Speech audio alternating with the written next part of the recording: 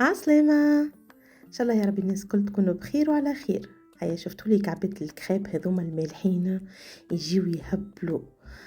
خديت فيهم 3 بيضات نركضهم على الشكل هذا، من بعد نحط لهم 250 جرام فرينة، ملح، زعتر، وشوية جلجلان يعجبني في الكريب المالحة. نزيدهم 50 جرام زبدة ذايبة ولا تعملوا زيت قدر نص كاس صغير، على 500 مليلتر حليب، نص إطرة ميل حليب تقعدوا تضيفوه بشويه على خاطر التكستور تاع الفرينه ما تعرفوش عليها كيفاش، فما اللي تشرب وفما لا. تزيدوا بشويه وتركضوا هكا.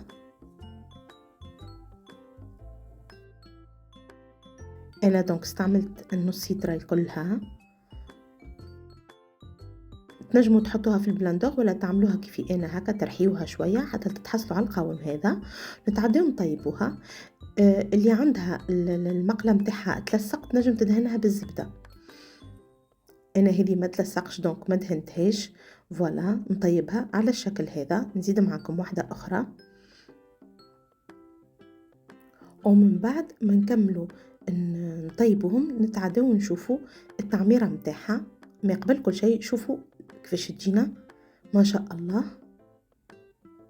صدقوني الوصفه نتاعها ناجحه من اول مره. دونك الحشوات حبيت نعمل لكم حشوات بسيطة خفيفة ظريفة متاع ربيع متاع صيفي متاع واحد يهزها وما يحيرش في بخ في سامي يعمرها. حبيتش نعملوا هكا الحشوات هكا الكومبليكي وطيب اللحم مفروم طيب كروفيت. دونك بديت هنا عملت هذه حارة كما شفتوها بالهريسة والكبار والفرماج. هذيا باش نعملها بالمثلثات. حطيت لها شوية بيض على شوية فرماج ونلفها بالشكل هذا. نعاود معكم واحدة أخرى بطريقة أخرى ما تجي بنينة. عملت فرماج طن،